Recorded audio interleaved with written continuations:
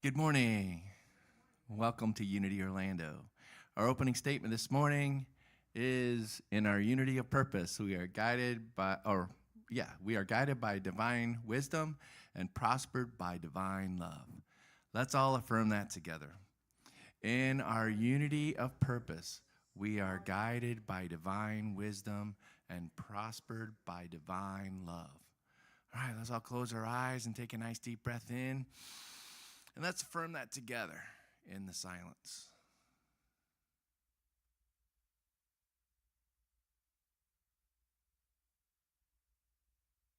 And so it is. And now if you'd like to stand and join us in singing our joy song this morning, it's called I'm About to Shine.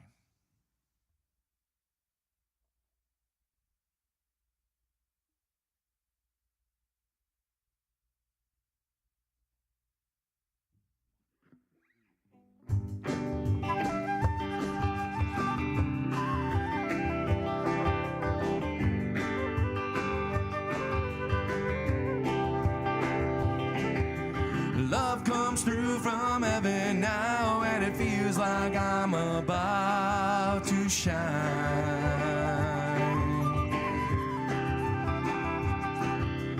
Love comes through from heaven now, and it feels like I'm about to shine.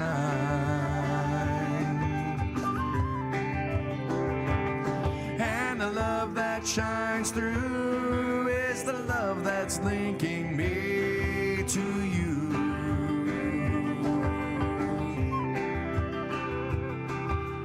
Peace comes through from heaven now, and it feels like I'm about to shine.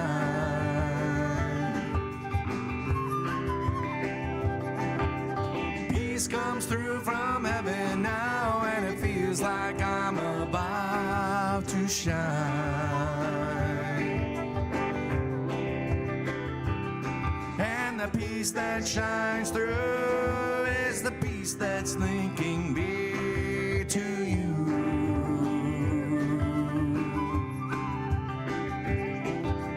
Joy comes through from heaven now, and it feels like I'm about to shine.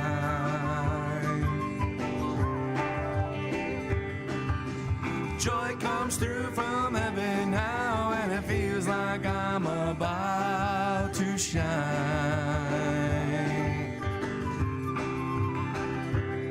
And the joy that shines through is the joy that's linking me to you.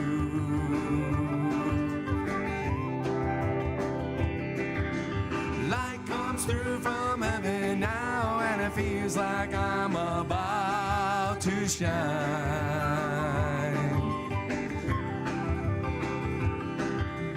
Light comes through from heaven now, and it feels like I'm about to shine.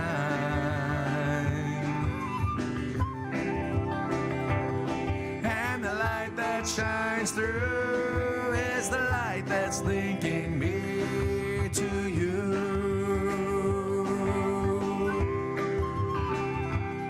And the light that shines through is the light that's linking me to you.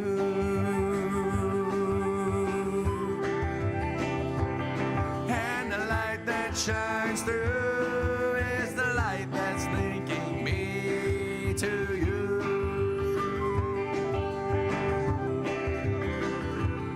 And the light that shines through is the light that's linking me to you. Nice. You may be seated. Good morning, everyone. I am Carol Welday, your platform person today, and in for Susan, who's traveling around the world somewhere. Welcome. I see all your smiling faces. I know you all, but if you are new online, thank you so much for joining us, and thank you for joining us if you're a regular visitor. So a few announcements, very short. Prayer chaplains are available to pray with you every Sunday after service. They also pray every evening at 8 p.m. and invite you to join them. in your heart, your mind at 8 o'clock. Just take a few seconds and maybe state the May affirmation, which is, I behold the Christ in everyone I meet. And today we have Paul, and I think you're it. So see Paul if you need prayer. He's good, because he's my prayer chaplain. Or should I say, Reverend Paul.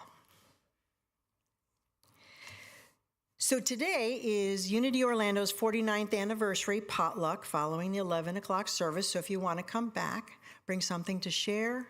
It's about 12:30, I'd say, maybe a little after that, but come back and party with us. I decorated as a party. So it's party time back there, so come and join us. Reverend Bob's lesson today is put on the armor of light. So I searched and searched, because I'm filling in for Susan, and she always tells a joke. And I looked at puns and I looked at jokes, and they were terrible. Dad jokes beyond belief. So I did a little prayer this morning and I said, God, please give me something. It wasn't a joke, but what I heard was, Carol, you've been looking for a knight in shining armor for a long time, but it's not what's on the outside, it's what's on the inside that counts. So a little pearl of wisdom from God and me to you. So with that, I'm going to invite Reverend Bob up to give us some information, give us some insight into our church and how we became. Reverend Bob.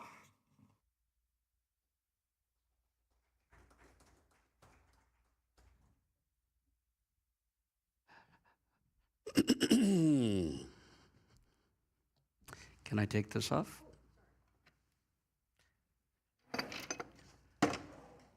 Good morning to all of you. All of you who are here.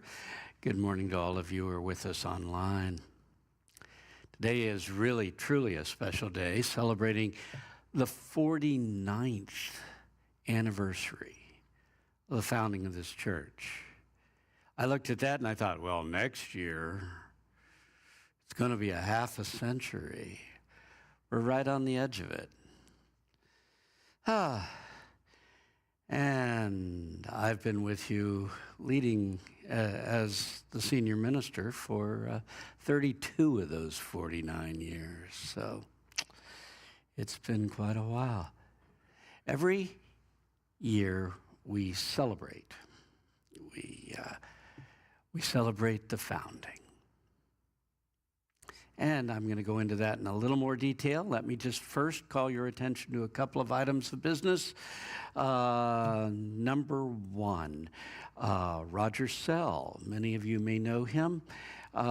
He did pass just last week, and I understand there will be a service for him. His people have set it up where? It's First Congregational Church in Winter Park.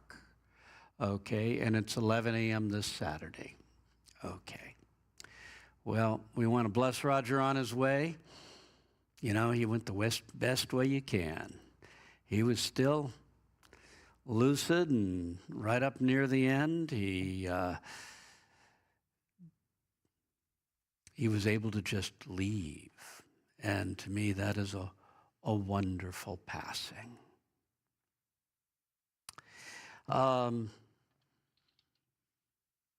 Today is our 49th anniversary. Unity Orlando was founded May 17 of 1976. It was founded by the Reverends L.E. and Ethel Meyer. And every year I go over this history. Some of you will start mouthing it with me because it's pretty similar. History doesn't actually change. So, but I've heard from so many people that just reliving the history is always a high point for them. So here we go. The Myers, L-E, that is L-E. It is not L-E. It is L-E. And Ethel Meyer. It's interesting. Our founders were among a handful of people who were most influential in shaping the entire unity movement. And our church was the child of their older years. So we consider that our roots in consciousness run very deep into the unity movement. So let's talk about who Ellie Meyer was, who Ethel Meyer were, the two of them together. Ellie Meyer was born in 1902. By 1927, he was a chiropractor working out of, I believe it was Butler, Missouri. But it was in that year that he got very ill, extremely ill. And he went to every type of medical professional you could find, and trying to get back in good shape, trying to get it back so that he could pick up his practice and start working to help heal other people. But if he thought, boy, if I can't heal myself, what have I got? So finally, at his wit's end, he decided, I've tried everything else. He went to a psychic. And he said, can you tell me, what do I need to be healed? And she, kind of in her trance-like state or whatever, finally said, what you have can only be healed with prayer. And he went, what? And the only place that I know that can truly teach you how to pray is Unity School of Christianity in Kansas City, Missouri. So, Ellie, he's young and impetuous, he's still in his 20s, and he thought, well, if that'll do it, I'll do it. Psychic told me to, I've tried everything else. So he went to Unity. And basically, he studied the teaching, he prayed, he worked with Silent Unity, praying for him, and so he got his healing, the bottom line. And it happened in a relatively quick fashion. So here he was, he thought, I'm in the healing professions, and this is the best healing I've ever seen. So he decided to dedicate his entire life to Unity. And he started out in Silent Unity, but the story of how he got there is really quite intriguing, because Ellie called them up on the phone. I think you had to wind him up in that day and age. But in any case, he called them on the phone and said, God has directed me to work with Silent Unity, so I'd like to come down and apply for a job. And they said, don't. We have a 2-year backlog of people who want a job here at Silent Unity, so don't even come down here. So, of course, you know what Ellie did. He went down there. And he's sitting outside of May Rowland's office, who was the head of Silent Unity, and her secretary says, no, she cannot see you. She's got no, Shirley, and he basically just pulled a sit-in, waiting to see her. And finally, the secretary said, okay. She goes into May and says, this guy ain't going home till you come out. So please come out and get rid of him. She came out. She said, we have no positions. He says, but I need to talk to you for a minute. She said, okay, come on in, but you're not getting a job. And 15 minutes later, they came back out of the office, and she told her secretary, sign him up, he starts on Monday.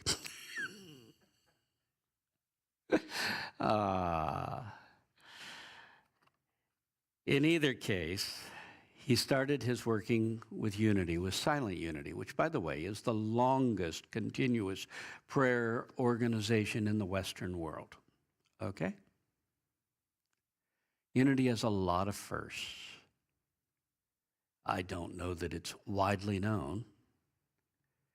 Daily Word was the first of its kind, the first of the daily prayer magazines with, everyone else who came afterwards imitated it.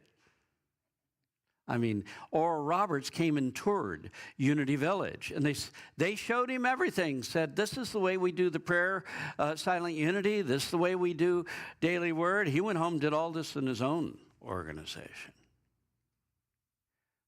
Unity always felt no idea belonged to them. It belongs to humanity. So, in either case, where are we? Ellie worked closely with Charles and Myrtle Fillmore. And while he was there at Silent Unity, he met a woman that he married, Ethel Cox.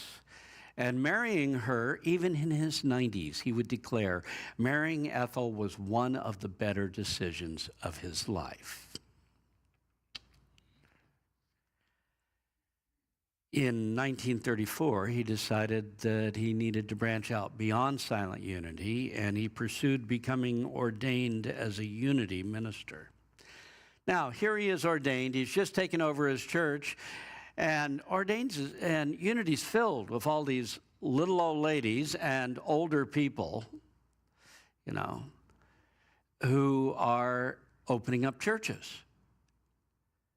But they see this young guy come in, and L.E. was selected to be the first president when they formed the Unity Ministers Association.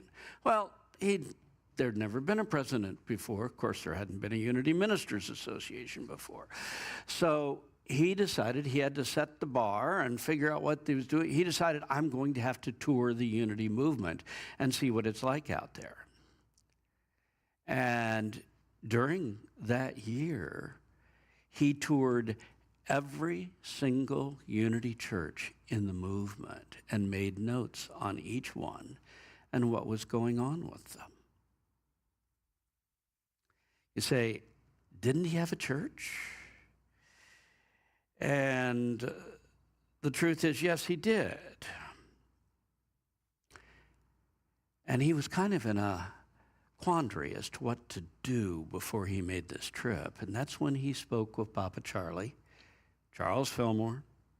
Charles and Myrtle were the founders. And Papa Charlie said, why doesn't Ethel come out to the ministerial program this summer?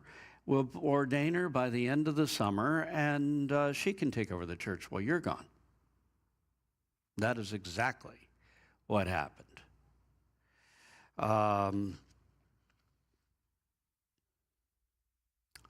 So, time went on, and when Papa Charlie stepped down as senior minister of Unity Temple, that is Unity's mother church in Kansas City, he was the head of the committee that asked L.E. to become the minister of Unity Temple, with Ethel as his assistant minister. Wow. He took over after Charles Fillmore there in the mother church. In that capacity, L.E. oversaw the building of Unity Temple on the Country Club Plaza. The Country Club Plaza was a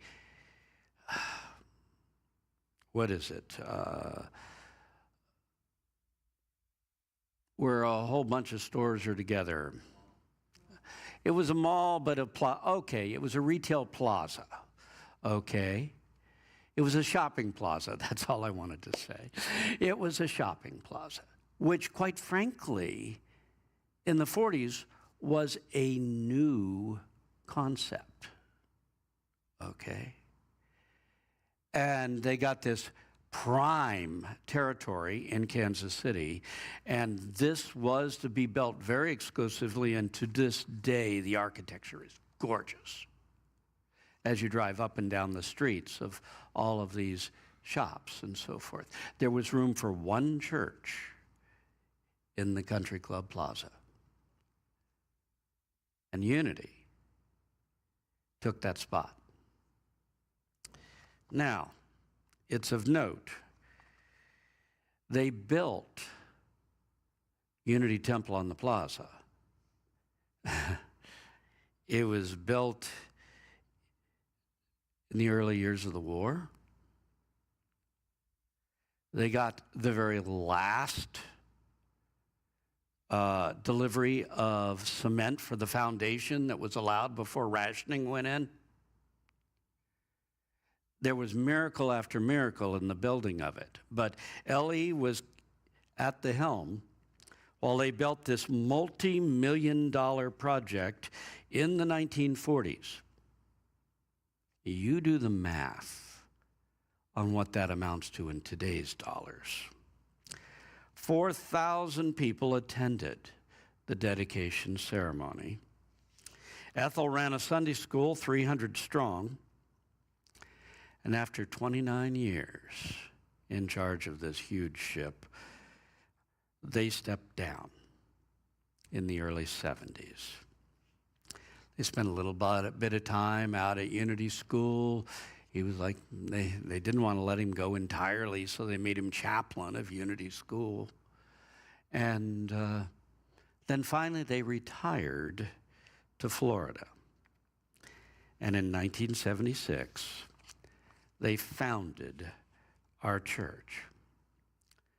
Now, when I first came here, they were still attending. They attended this church after they stepped back and were supportive all the way through.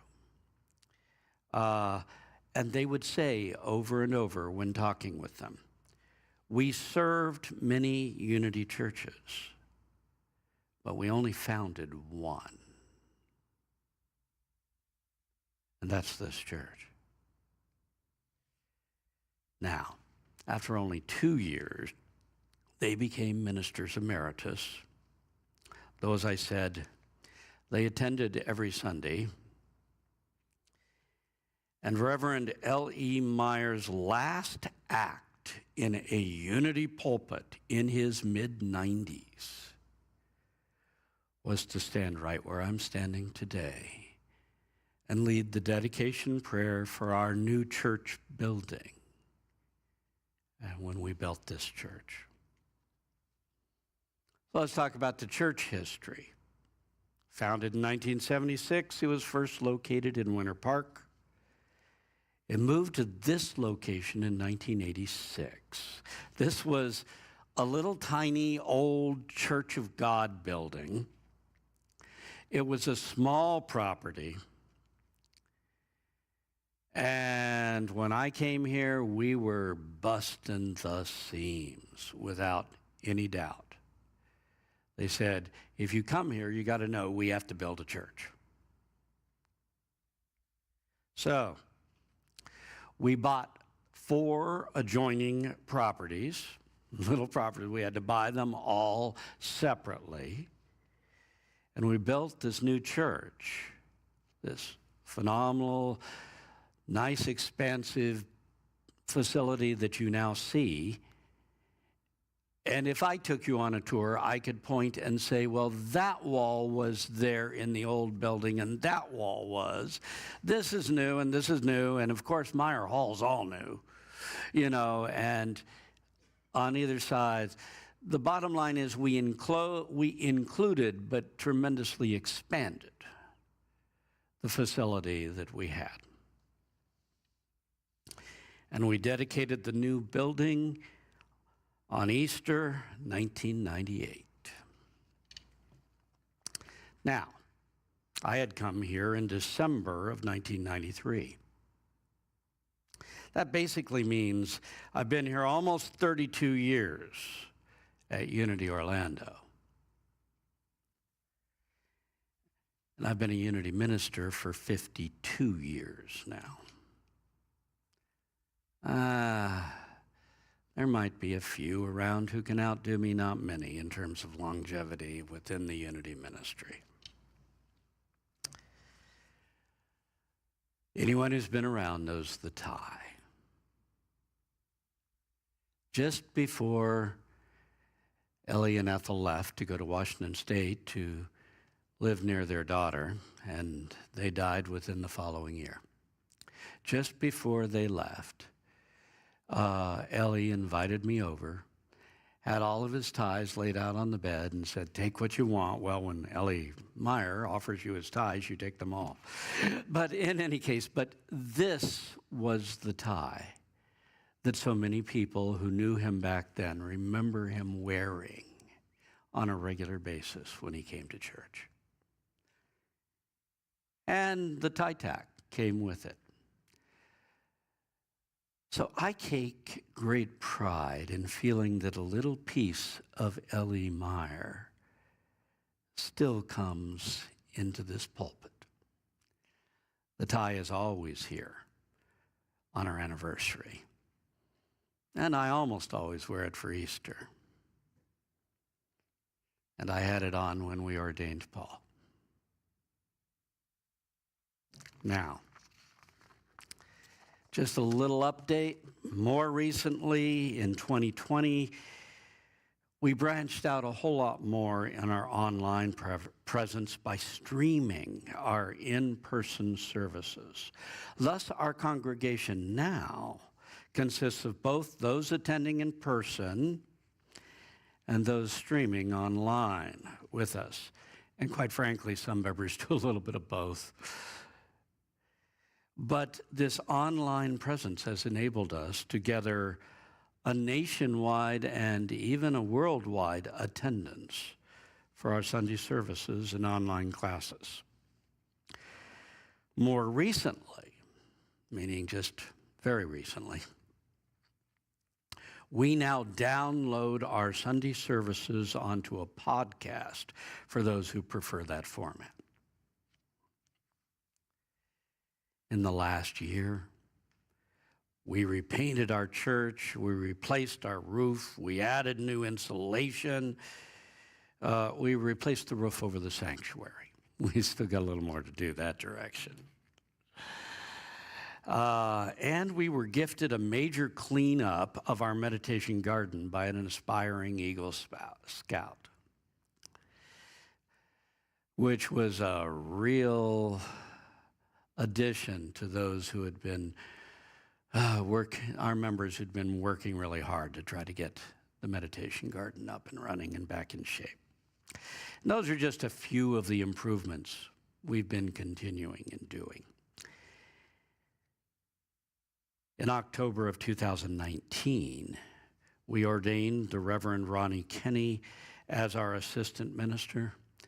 She quickly became deeply beloved of our congregation in the many spiritual roles that she played in this capacity until her passing in August of 2023. And just 2 weeks ago, we finally ordained her husband, the Reverend Paul Kenny, as our new assistant minister, and we, as a congregation, are already embracing Paul in this new capacity. And as senior minister, I'm extremely grateful to have the added commitment that Reverend Paul brings to our church. To wrap it up, from the time I first came here,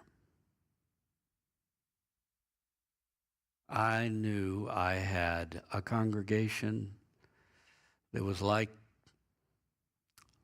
bunch of wild horses. We are a congregation that is filled with spiritual leaders. We're a strong congregation. I often consider the strength of a church how well it does when the minister is out of town. And this church sails beautifully. We tend to see Unity Orlando as a touchstone where people come to open to new miracles in their lives. That's the purpose we serve. We are, as it says out there, where the light shines in Orlando. Certainly not the only place, but we are where the light shines in Orlando. So, music department, remind them of why they come here.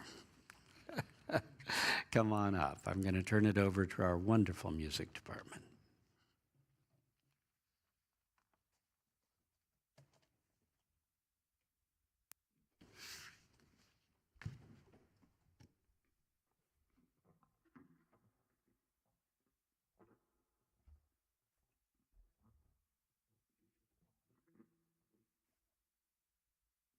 I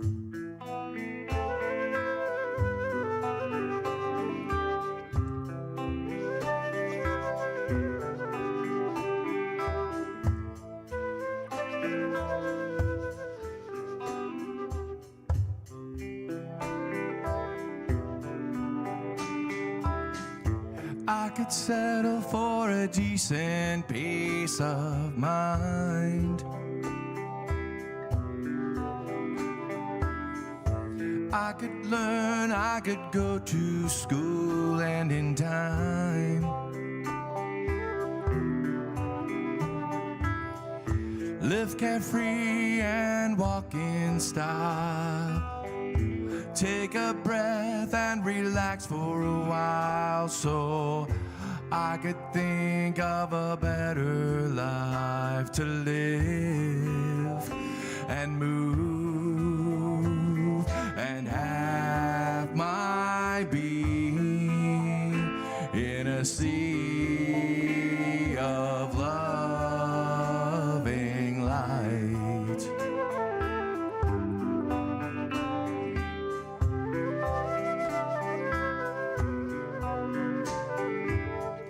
Mind is ready to experience your kindness.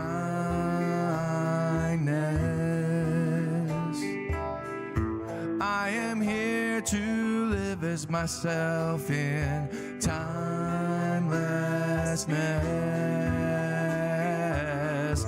All I'm saying is I feel real good when I'm not took for granted and I'm understood, so I can live a better life to love and move and have my being in a sea of loving light. In a sea of loving light.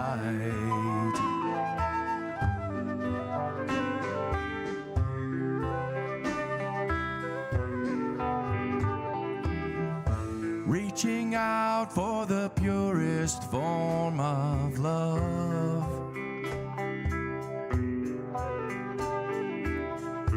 I've been looking for the answers below and above,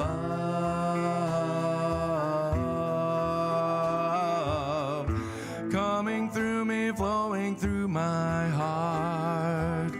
Divine wisdom, let me truly start so I could live a better life in love and move and have my being in a sea of loving light.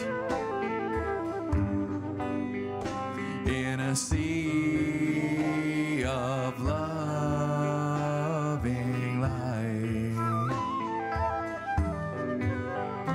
In a sea of loving light. In a sea of loving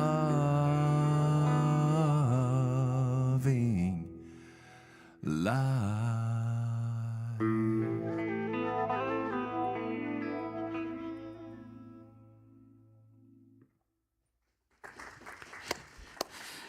Ah, that was wonderful. You can see why I'm so proud of them. I talk and you all listen. I like it when they sing because I get to listen and I get to feel it. And it's beautiful. Thank you so much for conveying our message in music. Okay. I had to choose a subject, number one, that I can go a little shorter on, and we're going to really hope I can do that. And something that really grooves with our anniversary. So I chose Put on the Armor of Light. It's actually a quote from Paul. We'll do it in a minute. The realization of spiritual light has been used for protection for thousands of years.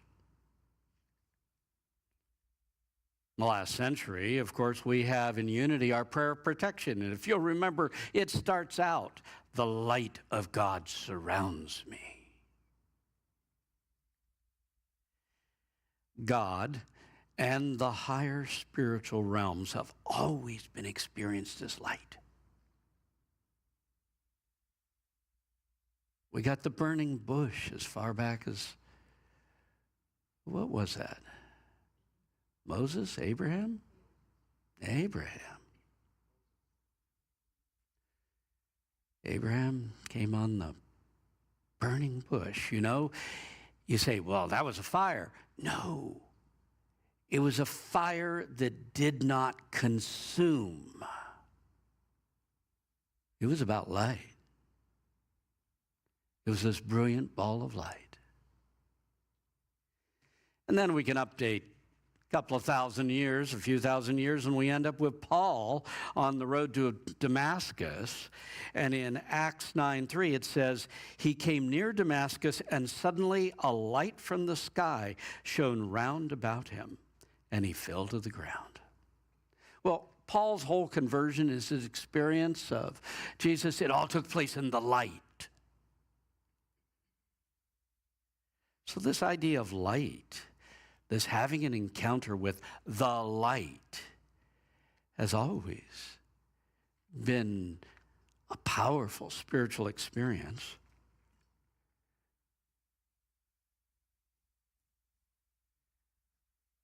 I had a friend in the last church before I came here.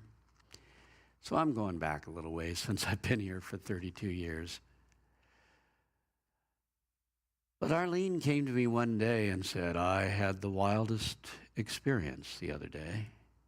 She said, I'd been getting more and more depressed because I've been praying for all my friends. I have some issues I need taken care of, but I'm very worried about things my friends are going through, and I've had them all in my prayers for a while now, and nothing is happening. So finally, I got frustrated, and I had it out with God. And I was stomping around my house, yelling, you're a bad God. You haven't answered any of my prayers. And in the middle of this, suddenly, there was a flash of light that filled the whole room. And I went, uh-oh, I've gone too far. She said, I was bathed in this phenomenal light everywhere around me. And she said, and then a voice came through and said, O ye of little faith, your prayers will all be answered within 2 months. And they were.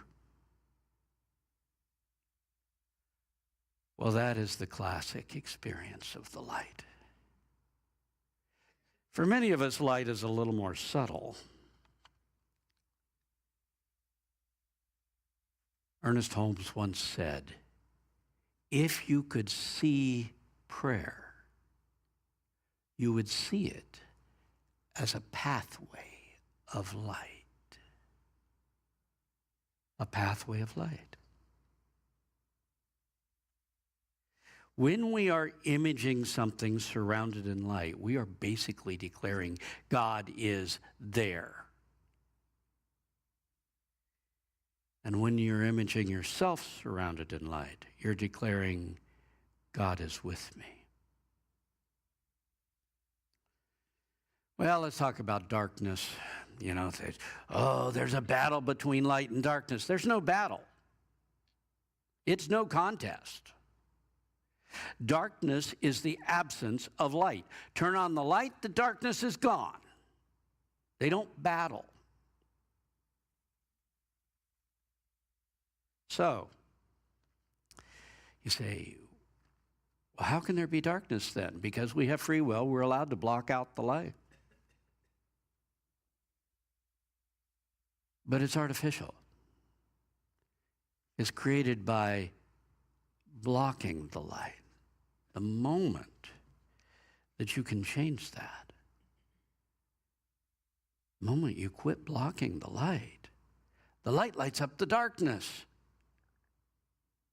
Fear is the fuel.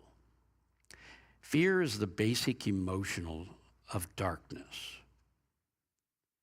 And when we're faced with the appearance of evil, it's fear that makes it seem so real. But if in the face of seeming evil we can image spiritual light, it dispels the darkness and, quite frankly, dispels the fear. So always remember, there is no darkness that can stand up to light.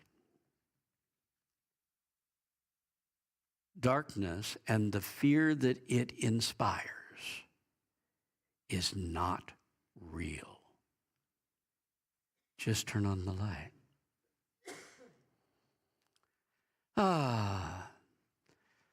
I'm going to tell again the story of something that happened in my first few years in the ministry. Not everyone likes me to tell it, but in my 20s, I was the assistant minister in Miami. And I had led the YOU, and one of my ex-YOUers who graduated on and got into college called me up one day and said, "We really need your help. I need you to do an exorcism." And I said, "Well, that wasn't one of my classes in ministerial school." She said, "I've talked to the Catholic priest and he won't do it." But it seems that her stepfather had decided, who was somewhat of an alcoholic, had decided he was going to take a channeling course or something, where you... Anyway, he was awakening psychically the ability to communicate with something that was beyond. And in that case, probably because he was an alcoholic, because his consciousness was open to darkness, because he blocked out so much light, he was experiencing something that looked almost like demonic possession and was scaring his wife and the daughter to death. And they would confront it, they'd use the Lord's Prayer, they'd try all kinds of things. Nothing could move him out of this bestial state once it seemed to take over. She said, "So we need you to come and do an exorcism." I said, "Well, never done one, have no idea what to do, but this one thing I know, there is no darkness that can stand up to light. So you gather your friends from YOU, we will gather in your apartment, and we will meditate on filling the whole place with light." That's exactly what we did.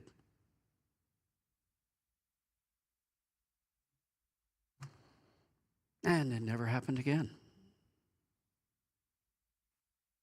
He wasn't even there at the time. The same way that people you pray for, you don't have to pray, and you don't have to have them present to pray for them. God knows who they are. So when we surrounded him in light, God knew who we were surrounding in light. Now, luckily, I've never had to do another one. Not my favorite thing. On the other hand, my daughter grew up knowing that story.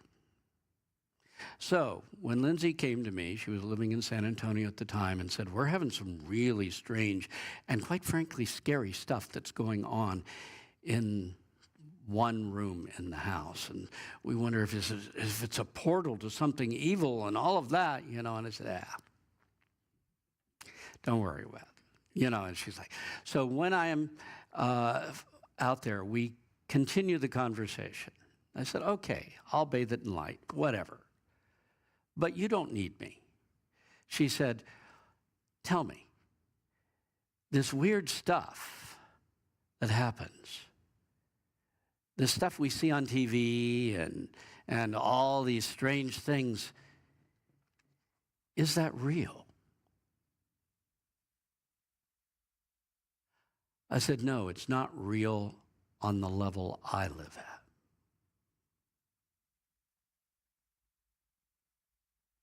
Oh? I said, yeah, human beings can't do anything outside of divine mind. We can't do anything beyond God.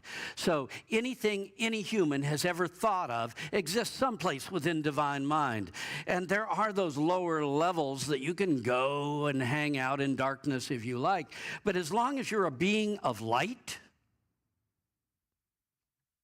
it's not real. It's not part of your life. It's not part of the world around you. There's actually nothing to fight with. Just don't live there. Remind yourself, I don't live on a level where that's real. I just plain don't. In fact, my experience, I started off studying psychic things before I ever got into Unity and headed straight down the spiritual path. But my experience has always been that no matter how weird the situation is, when I walk in, it stops. And I thought, oh, that's a curse, because I wanted to see poltergeists, and I wanted to see it happening, you know. But I came to understand, if you're a being of light, it's not real on that level. It's not there. Jesus said, resist not evil. Don't battle with evil. You give it way too much power when you do. Don't fear evil. Simply turn your attention to the light. Turn on the light. Say, so if I do that, I'll never face any difficulty? Oh, that's not true. Earth is filled with difficulty. You came here for the challenges. But the appearance of true evil disappears when you dwell on God's light. It doesn't live there. Fear feeds evil. So when you feel afraid, turn on the light and cast out the fear. And if you're faced with any appearance of evil, surround yourself and everything you are encountering in light and go right forward. This is not a grand battle. It's just placing your attention where it needs to be. You are a being of light. The moment you remember that, the darkness vanishes. In Romans 13:12, Paul said, let us cast off the works of darkness and let us put on the armor of light. Let that be your protection. The ability to turn away from seeming evil and see that light is even right there. Turn on the light. In Ephesians 5:8 and 13, live therefore like children of light. I got those two words backwards for you up there, didn't I? But it's actually live therefore like children of light. For all things that are condemned are exposed by the light. And anything that is made manifest is light. The entire manifest realm.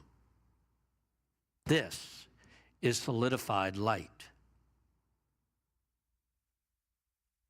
Everything is made up of spiritual stuff, which when I see it like sparkles everywhere, okay? It's made up of light. And if you're experiencing fear, then put on the armor of light.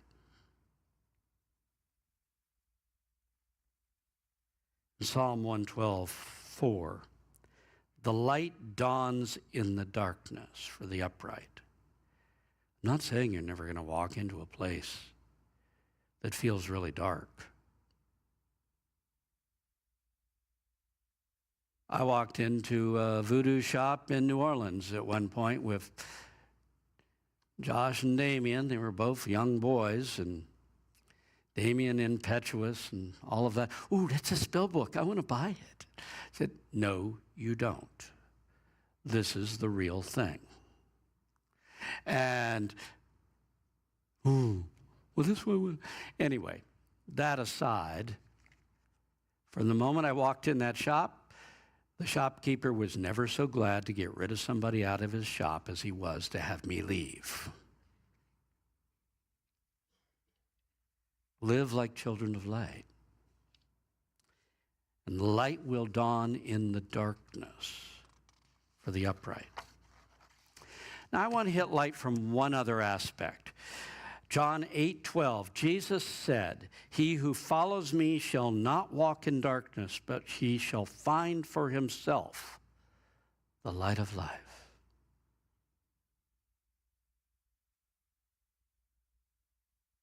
Wow, that's an assignment. There's a light at the center of your soul. Jesus called it the light of life.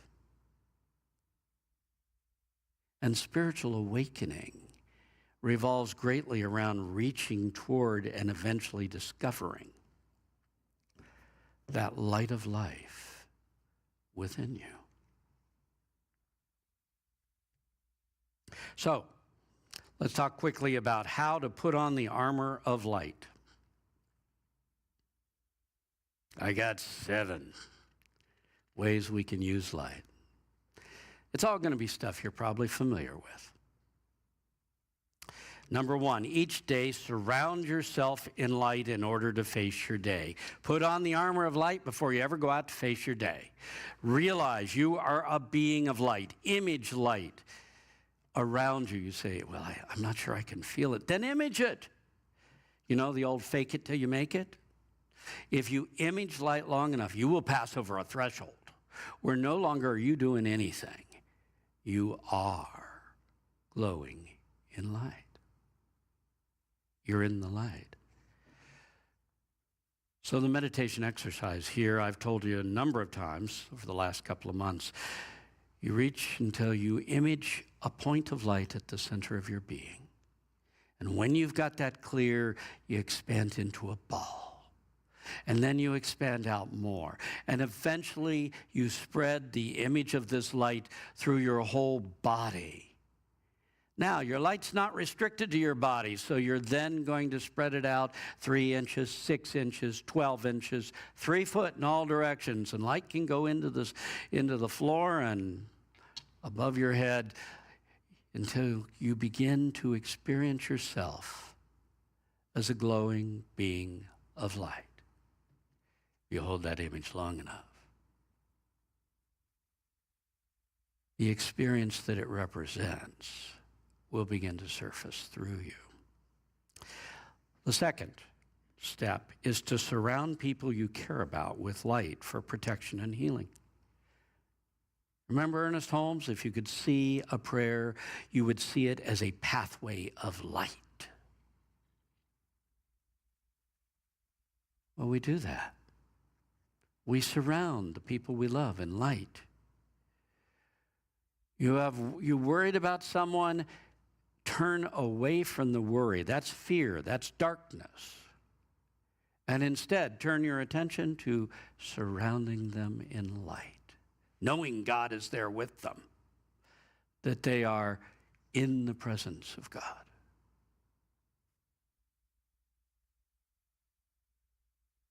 You can use it for protection.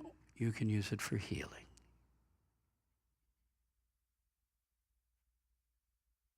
Third step is to surround your enemies in light. Say, now I understand doing this for the people I like. Why am I surrounding my enemies in light? Because the very concept that they are your enemy is darkness. So change the character. Surround them in light. Are they going to be your adversary in this dance? Yeah, maybe. But when you surround them in light, you're actually changing the character of the encounter. So surround them in light and love. Remember my friend who said her mother-in-law had treated her badly. She never thought she was good enough for her son. For 9 years had done everything she could to make her life miserable. This is Suzanne.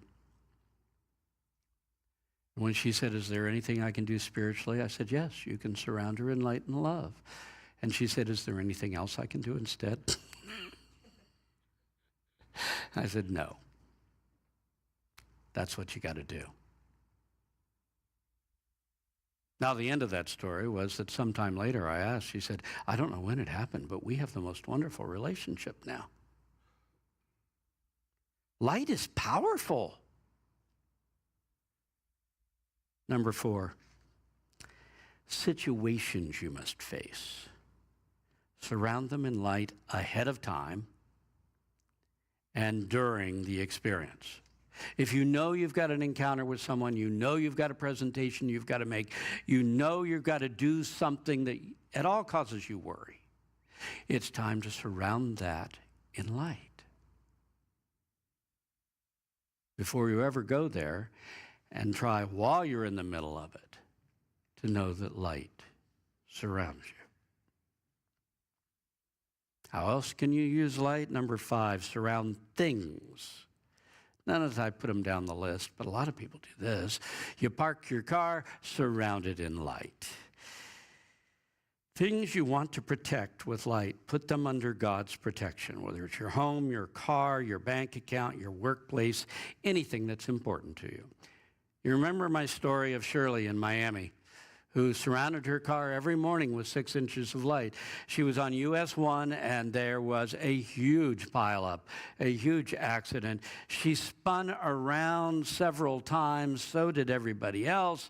And she said, I came within 6 inches of another car at least 3 separate times, but I never got touched. And she said, what I learned is that now I'm going to extend it out 3 foot.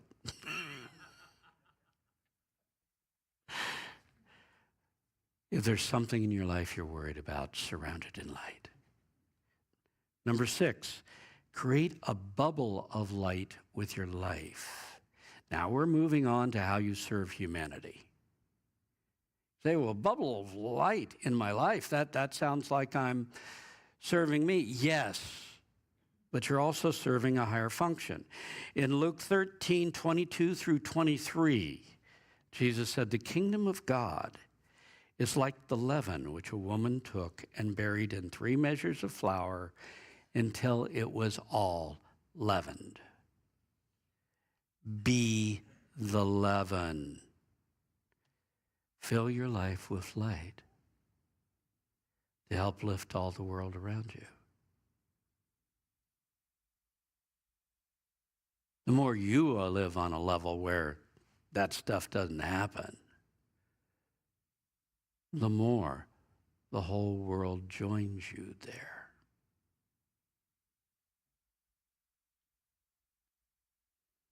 You might, in your mind, create a dome of light around your home, around your workplace, this church. Creating just a dome of light.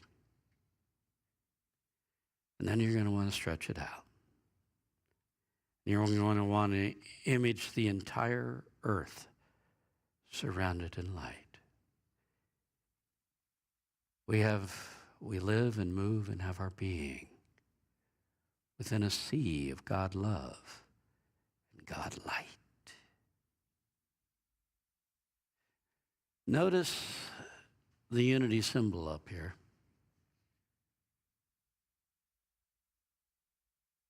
Ed Hart did all of the woodwork around here. I should have included that in the history. He created this.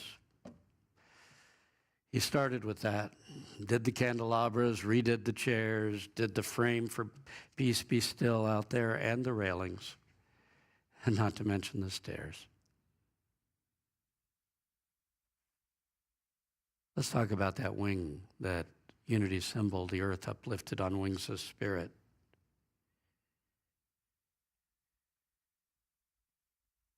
That is the goal of the unity movement.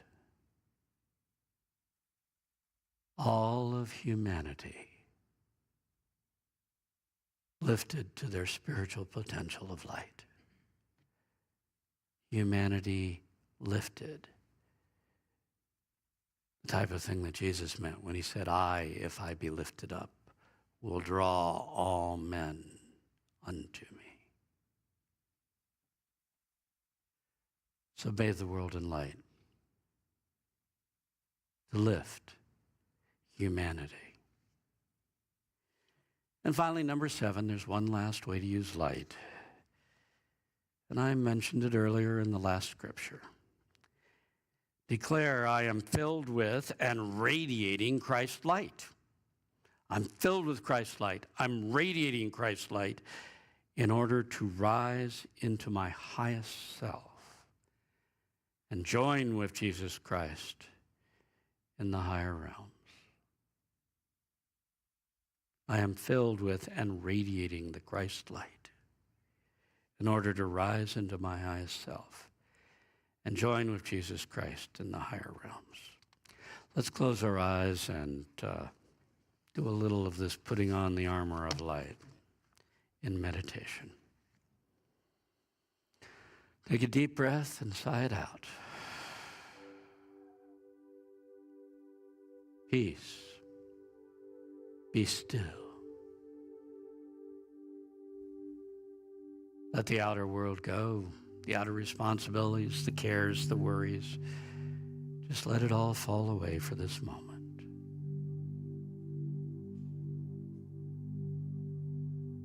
And reach inward. Reach inward to that place at the center of your being. Toward the light that is in your soul. Reach toward the light of life. For Jesus said, he who follows me will find for himself the light of life. So image at the very center of your being a point of light.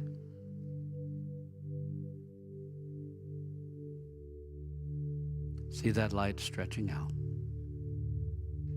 into a ball, a radiant ball of light at the center of your being.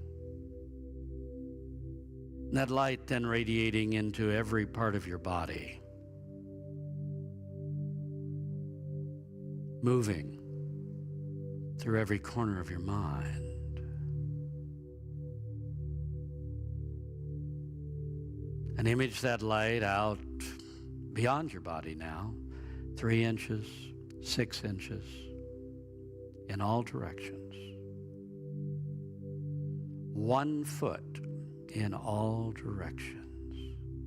3 foot in all directions.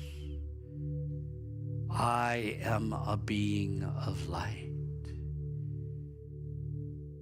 for I am a child of God.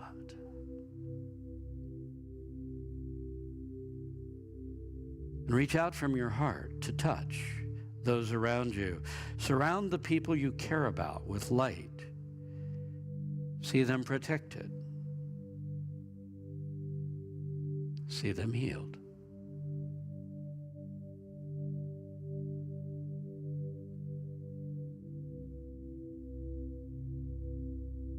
Now bring up the picture of those you have difficulty with.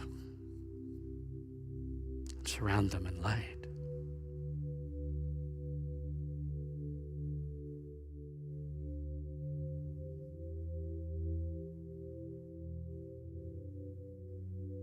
Think of the situations you will face today or this week. And encounters that lie ahead of you, and surround the entire encounter, this entire experience in light in your mind. Let that be your prayer.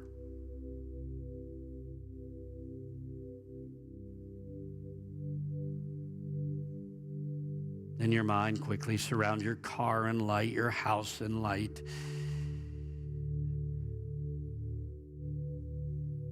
The things you think you need, surround them in light.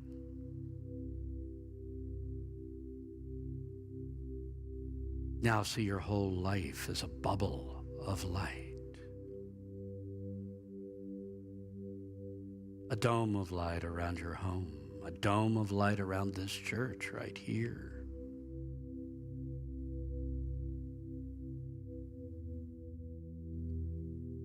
And finally radiating out.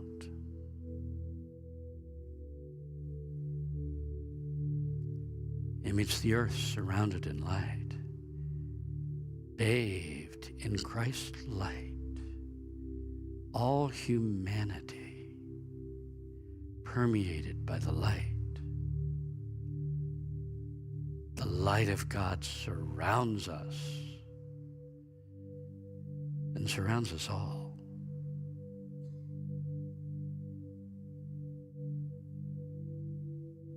I am filled with the Christ light. I am radiating the Christ light. I am doing so in order to rise into my highest self and join with Jesus Christ in the higher realms.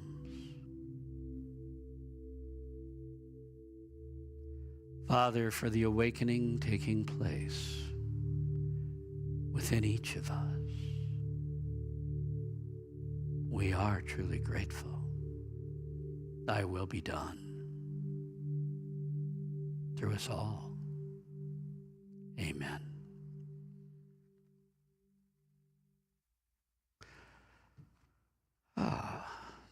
If our usher will come forward, we'll prepare for our offering. If you've been around online, you probably know this, but if you're new with us online, you are an important part of this church, and your support is important to us. So how do you give your offering? At the end of service, you can go to the homepage of unityorlando.org and hit the Donate Now button and use a credit card or PayPal. You can mail us a check by pulling our address off. You can use Zelle, but that requires our email address, which is unityorlando@gmail.com. Don't use the phone number. It gets lost. Or you can call the office and Linda will talk you through it. Thank you all, whether you're here or whether you're online, for your offerings, for your support. They help to keep us strong. Let's bless this offering. Holding the offering or the idea of it in our hands, we affirm together, divine love through me blesses and multiplies all the good I am and have, all the good I give and receive. Thank you, God. Amen.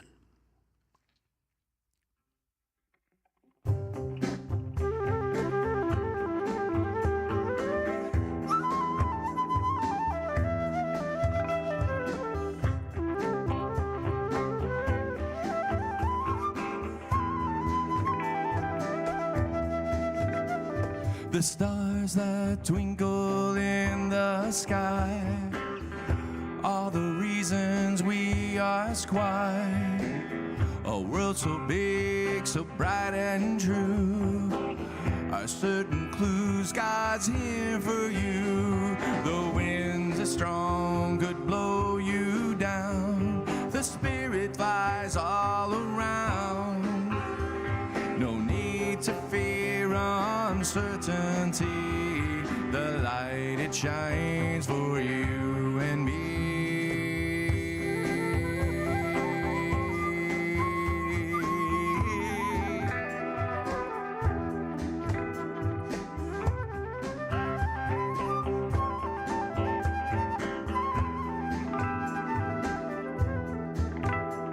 to be what you're here to be. With love you see the world could be a peaceful place, a saving grace, or any possibility. The wind is strong, could blow you down. The Spirit flies all around.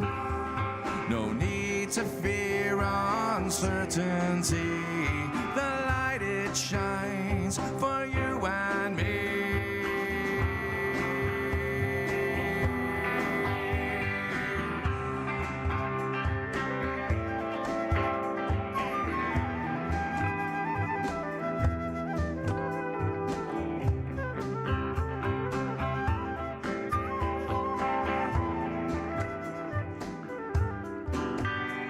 The wind is strong, could blow you down. The Spirit flies all around. No need to fear uncertainty. The light it shines for you and me. No need to fear uncertainty. The light it shines for you and me.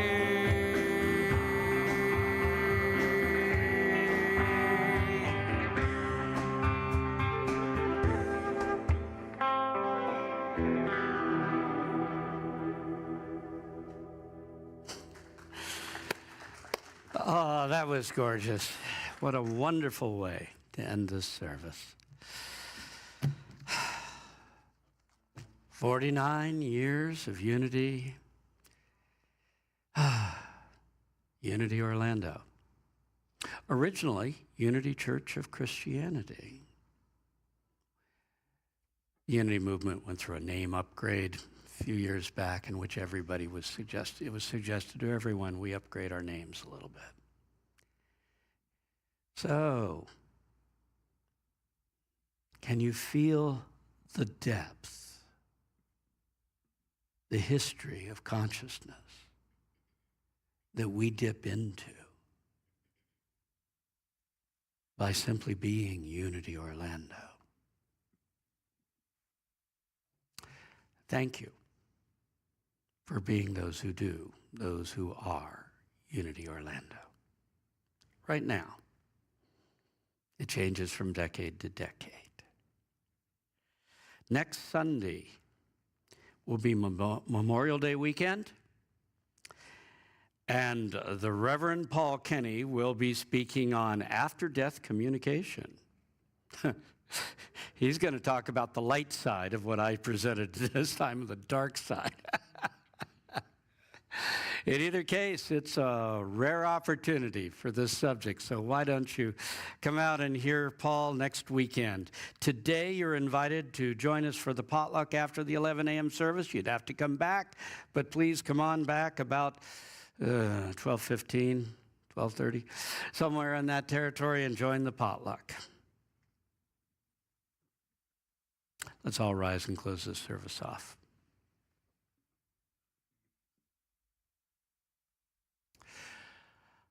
The light of God surrounds us.